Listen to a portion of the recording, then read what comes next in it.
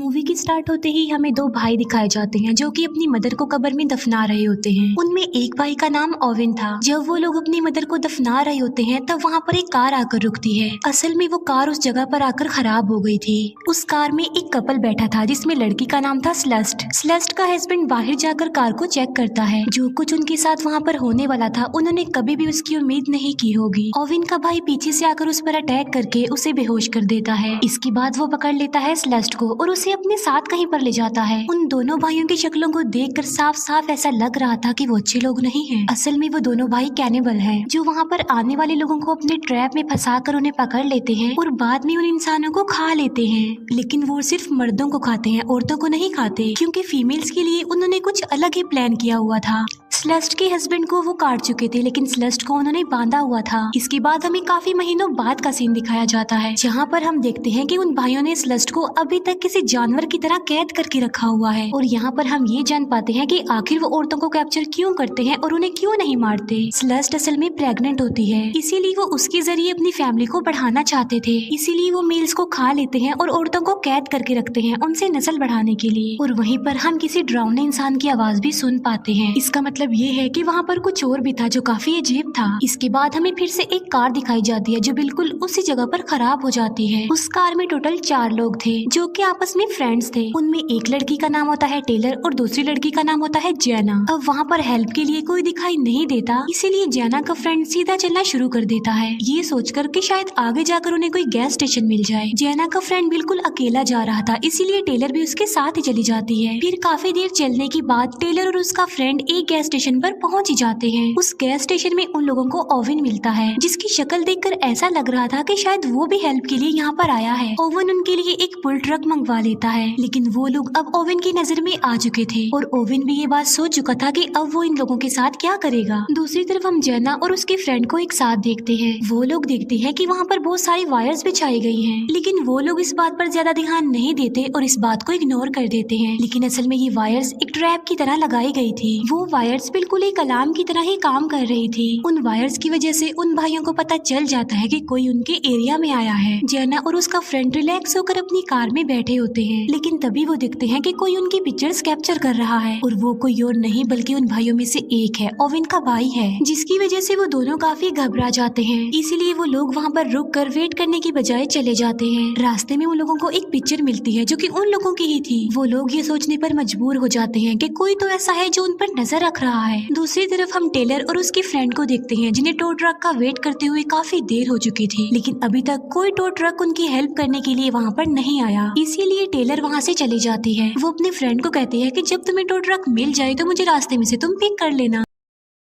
अब क्योंकि वहाँ पर टेलर का फ्रेंड अकेला रह गया था, इसीलिए ओवेन उसे काफी आसानी से मार सकता था। ओवेन टेलर के फ्रेंड से हेल्प मांगता है और इस बहाने वो टेलर के फ्रेंड को बेहोश कर देता है। टेलर उस अकेले जंगल में काफी डर रही होती है, इसीलिए वो वापस उन भाइयों के गैस स्टेशन पर ही आ जाती है और यहाँ पर ओवेन उसे भी पकड़ लेता है। ओवेन ने टेलर के फ्रेंड को अच्छी तरीके से बांध दिया था और वो टेलर को भी अच्छी तरह से पैक करके अपने साथ ले जा रहा होता है। दूसरी तरफ जैना और उसका फ्रेंड और आगे बढ़ते जा रहे थे और रास्ते में उन्हें एक और पिक्चर मिल जाती है जो कि उनके फ्रेंड्स की थी और उस पिक्चर को देखकर उनकी टेंशन और ज्यादा बढ़ जाती है। अभी वो लोग पिक्चर को देख ही रहे होते हैं कि तभी ओवेन का भाई वहाँ पर आ जाता है जो कि बिल्कुल पागल था। जैना तो वहाँ से भागने में कामयाब हो जाती है, लेकिन उसका फ्रेंड वहाँ से भाग नहीं पाता और ओवेन का भाई जैना के फ्रेंड को पकड़ लेता है। भागते भागते जैना एक घर के सामने आ जाती है, जिसे देखकर जैना को थोड़ी तसल्ली हो जाती है। लेकिन मुसीबत की बात तो ये थी कि वो घर भी किसी और का नहीं बल्कि उन दोनों भाइयों का था। इससे पहले कि जैना उस घर में जाती, उसके सामने से एक गाड़ी गुजरती है, लेकिन उन लोगों की किस्मत उनका साथ नहीं दे रही थी, क्योंकि उस गाड़ी में कोई और नहीं था बल्कि ओवेन था, जो कि टेलर को अपने साथ ले जा रहा था। और अब तो ओवेन को जैना भी मिल जाती है और वो उसे भी अपने साथ ले जाता है। घर पहुंचते ही जैना जल्दी से पुलिस को कॉल कर देती है। वहाँ पर जैना को बहुत सारी पिक्चर्स भी देखने को मिलती हैं जो कि किसी और की नहीं बल्कि विक्टिम्स की थी। यहाँ पर जैना को रियलाइज होता है कि वो कितनी बड़ी मुसीबत में फंस चुकी है। फिर उन दोनों फीमेल फ्रेंड्स यानी टेलर और जैना को बांध दिया जाता है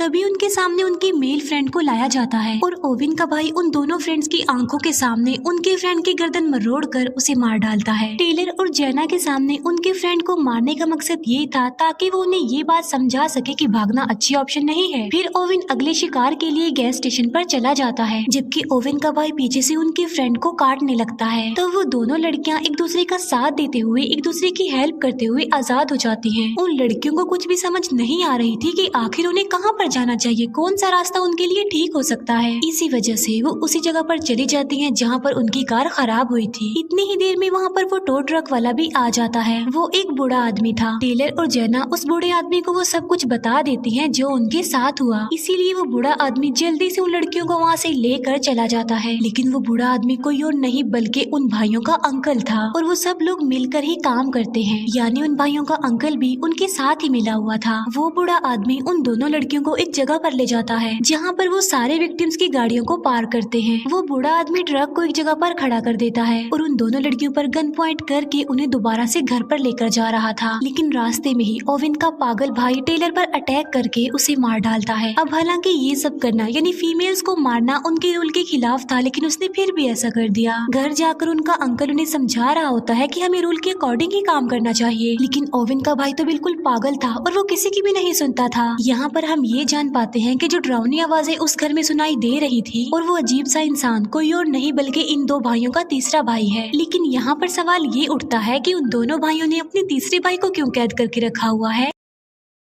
उन लोगों के कन्वर्सेशन के दौरान जेना बड़ी समझदारी का मुजाहिरा करते हुए एक ब्लेड उठा लेती है और जेना को किसी और के साथ नहीं बल्कि स्लस्ट के साथ बंद किया जाता है। जेना जब स्लस्ट की हालत देखती है तब उसे अपना अंजाम भी नजर आ जाता है और वो सोचती है कि अगर मैं यहाँ से टाइम पर ना भागी तो मेरा भी यही हाल होगा। हम देखते हैं कि स्लस्ट अब ना रो रही थी ना चिल्ला रही थी। असल में उन भाइयों ने उसकी जुबान ही काट दी थी, जिसकी वजह से अब ना तो वो बोल पाएगी और ना ही चिल्ला पाएगी हेल्प के लिए। जेना जल्दी से स्लस्ट को आजाद कर देती है और वो ब्लेड अब होता है स्लस्ट के हाथ में। इतना ज्यादा टॉर्चर सहने के बाद अब स्लस्ट को आजादी नजर आ रही थी। वो इस जिंदगी से तंग आ चुकी थी। आजादी यानी वो इस जिंदगी को ही खत्म करना चाहती थी। सबसे पहले स्लस्ट उस बच्चे को मारती है, उसके बाद वो खुद को भी मार डालती है। तभी वहाँ पर ओविन का भाई भी आ जाता है और जब वो स्लस्ट की डेड बॉडी को वहाँ पर देखता है तब उसे काफी दुख होता है। थोड़ी ही देर बाद ओविन भी वहाँ पर पहुँच चुका था। ओविन के अंकल ने पहले ही सब कुछ ओविन को बता दिया था कि तुम्हारे भाई ने एक लड़की को मार दिया है जो कि रूल के खिलाफ है। ओविन अपने भाई को डांटने जाता है लेकिन उसका दिमाग बिल्कुल जैसे खराब हो गया था। ओविन सोचता है कि मेरे भाई का दिमाग खराब है, कहीं वो मुझे ही न मार डाले। इसीलिए ओविन को ही अपने भाई से माफी मांगनी पड़ती है। इसके बाद ओविन अपने भाई को बाहर भेज देता है। ओविन का भाई जब वहाँ से चला जाता है तब ओविन सबसे पहले स्लस्ट की डेड बॉडी को काटता है। दूसरी तरफ जेना किसी तरह उस घर से बाहर आकर एक गाड़ी तक पहुँच जाती है। गाड़ी में जेना को अपना एक फ्रेंड मिलता है, इसीलिए सबसे पहले वो उसे आजाद करती है। वो दोनों सबकी नजर से बचते हुए आजाद हो गए थे और अब वो वहाँ से सेफली निकल भी सकते थे, लेकिन वो लोग गलत वक्त पर गलत फैसला कर लेते हैं क्योंकि जेना का फ्रेंड गन लेकर ओविन को मारने जा रहा होता है। जेना का फ्रेंड ओविन पर काफी फायरिंग करता है और उसे मार डालता है, लेकिन जेना के फ्रेंड को भी कोई शूट कर देता है और वो कोई और नहीं था बल्कि उन भाइयों का अंकल था। लेकिन तभी जेना ओविन के अंकल के सर में क्लीवर नाइफ घुसा कर उसे मार डालती है। अब क्योंकि जेना की उस फ्रेंड की हालत काफी खराब थी, वो मरने वाला था, तो इसीलिए जेना के पास भागने के अलावा और कोई ऑप्शन नहीं था। लेकिन तभी वहाँ पर ओविन का भाई भी आ जाता है और उसने अपने तीसरे भाई को भी आजाद कर दिया था जिसे कैद करके रखा था उन्होंने। और यहाँ पर हम ये जान पाते हैं कि उन्होंने अपने उस भाई को कैद करके आखिर क्यों रखा था। असल में बात ये है कि उनका वो भाई कोई आम इंसान नहीं था जो कि किसी पर भी अटैक करके उसे कच्चा ही खा सकता था, और यही वजह थी कि उसे कैद करके रखा गया था। अब तक ओविन का वो भाई जेना के पीछे पड़ जाता है, लेकिन फिर भी किसी तरह जेना जान बचाते हुए एक कार तक चली जाती है। जेना जल्दी से कार में बैठकर कार स्टार्ट करने लगती है। जेना कार को स्टार्ट करने की काफी कोशिश करती है, लेकिन कार काफी देर बाद जाकर स्टार्ट होती है। जेना बस वहाँ से भागने ही वाली होती है कि तभी वहाँ पर ओविन का भाई आकर जेना को शूट कर देता है और जान से मार डालता है। जेना के मरते ही ये मूवी यहीं पर एंड हो जाती है। Thank you for watching.